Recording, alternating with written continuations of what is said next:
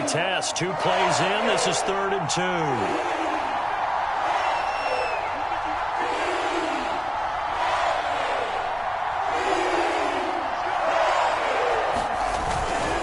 Try and run for it. Here's Williams. And boy, he is very close to a first down, but from where they're spotting that football, he's going to be a foot or so short. Only 2 yards, and it'll be a punt on their opening possession. So still a scoreless game in the first, but they're going to go for this thing on their own side of the field on 4th down. Now here's Fields on the sneak, and he'll burrow his way forward to pick up the first. But when you do call quarterback sneak, you don't mind if your quarterback's a little bit on the vertically challenged side, do you? Because he's just going to hide behind his big guys up front and be able to surge forward and pick up the first down.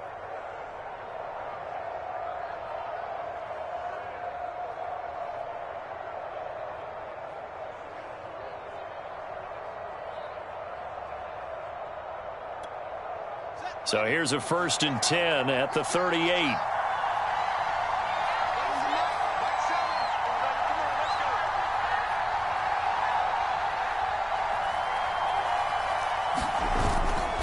Now a handoff. Here's Williams. And he's dropped right at the 40. Gain of 3. Well, Charles, you talk about this offense, and you think about the man in charge, their head coach, this marking his first ever playoff game as the head coach, and you wonder what's going through his mind right about now. Brandon, I think we both agree that he's had a great season, and we wouldn't be surprised at all to see him get plenty of Coach of the Year votes. I thought he took the right tone in his weekly press conference, though. Played it cool, took the reserved angle, and when you don't have the track record, I think that's the exact right way to do it.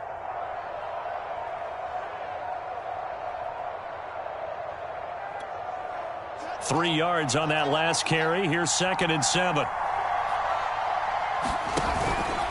Out of the pistol. Here's Williams. And he'll be brought down just shy of the 45. Always so many storylines when you're playing January football. And, Charles, you talk about this offense, their head coach, it's his first time in charge in the playoffs. And I think you and I were both kind of surprised by his demeanor and specifically his comments and his confidence at the press conference where he really all but guaranteed a victory. Yeah, I was a little bit taken aback because you don't normally see that. And on one hand, it's like, all right, cool. He feels great about his team. But on the other hand, how is it in his best interest to do that? How many playoff games has he won again, Brandon? None. So there's your answer right there. I guess what he was trying to do was fire up his team, but he has to make sure he doesn't fire up the other guys because there have been a lot of coaches who've made guarantees that are no longer coaching in this league. On is the punter Scott here as he gets this one away.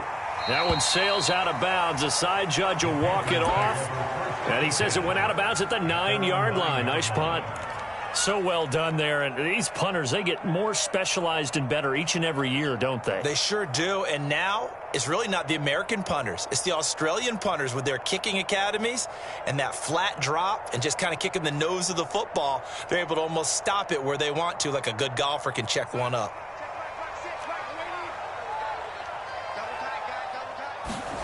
Off of play action, Darnold. Forced out to his left. And he's left with no option here but to throw it away. So, Charles, you talk about this head coach and his future with this franchise. Look, it's been a frustrating year, and I think we saw some of that frustration boil over at his weekly press conference earlier in the week. Yeah, he's trying to say all the right things, isn't he? But he's heard the rumors. He knows what's going on out there. And right now, he is tired of having to answer the question, are you on the hot seat in every meeting with reporters? This week, he kind of said, I've had enough. And I don't blame him. He looks like a guy that may very well be out the door. And just in general, Charles, on a play like that, how tough is it for the defense to account for a running back essentially being a receiver downfield? It's very difficult, especially if the running back has skills like a receiver, and you're aware of that before the game even begins. So throughout your practice sessions, you're going to want to be aware of him. Where is he lining up? What can he do? What kind of damage can he do to us downfield? And who can match up with him without weakening our overall defense? You're exactly right. It's a tough task to match up to him. This will be stopped about 2 yards shy of the marker. 8-yard gain, 2nd and 2. To throw again on second down. Darnold. Open man left side. It's the tight end Trimble. And he'll be tackled right on the chalk of the 45. Well, from their point of view, this game could not be starting out much better, could it? Force a punt on defense, and now they're moving it crisply on offense. Crisply, I like that. Yeah, moving it very, very well. Looks like the defense on their heels a little bit. You put a score in here, long way to go, but you're right, that's a heck of a start. Yeah, and I think this is where the play caller is looking at his play sheet and saying, do I have that dagger play? Do I have that play and just finish them off right now? Because I think they'd love to gain that big advantage early. Now a dump off here complete. And he'll go down, but not before getting this inside the 30. A great job there, and that old cliche, take it where the defense gives you, comes right into play. Nothing too out of the ordinary about the throw. Just a little dump off over the middle. But what is out of the ordinary is what he did with it after the catch. Not only did he grab the ball, but how about the significant yardage he picked up after he pulled it in? To the air again, Darnold. And this will be incomplete. Physical play on the football there, and it's second down. Well, this defense for the Bears, they were very good a week ago in that win over Minnesota. But we certainly had a nice conversation with the defensive coordinator, didn't we? And what we heard, I like what we did, but we definitely need more pressure on the quarterback this week. 2nd and 10.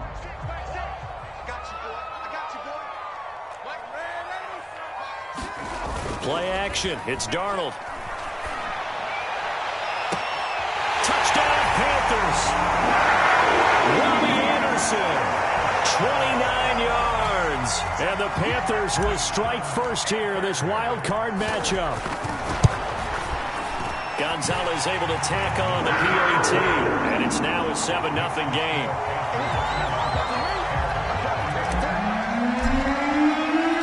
Morstead out now following the touchdown to kick.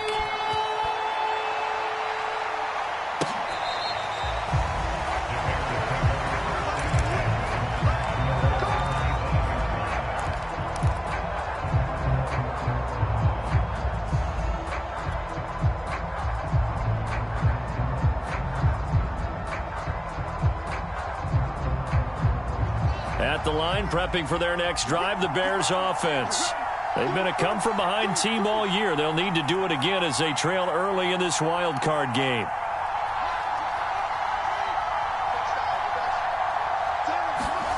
Off play action, Fields. The Panther rush too strong. They get there and take him down. Jeremy Chin.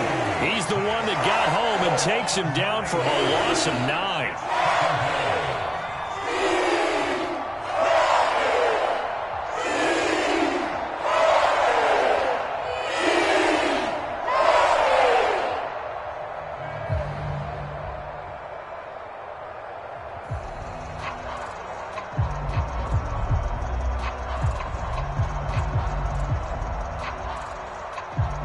Back quite a ways here, facing 2nd and 19.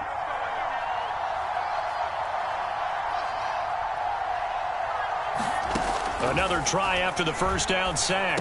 Fields. And this will be caught by Mooney. They'll wind up getting 10 back as that sets them up for 3rd down.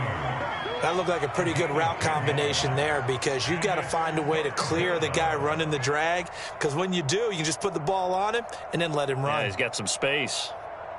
The Panthers turn to their nickel set here as they get ready for 3rd down.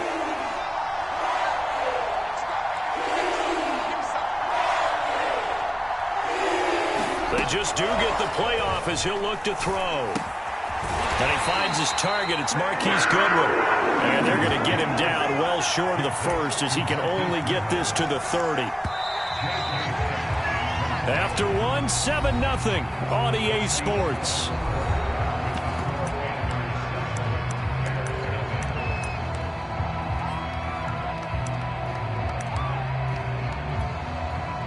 Here's J.K. Scott now as he'll kick it away for the 2nd time.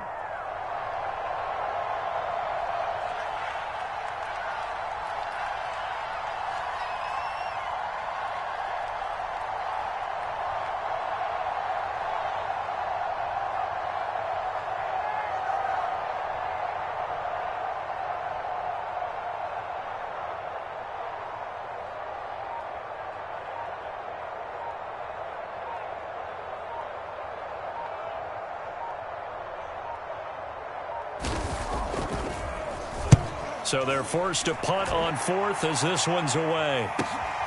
Here's Smith to return it. And he takes us beyond the 35 before going out of bounds. Nearly a huge return, as it is still a very good one. 24 yards. And the Panthers will take over now, 1st and 10.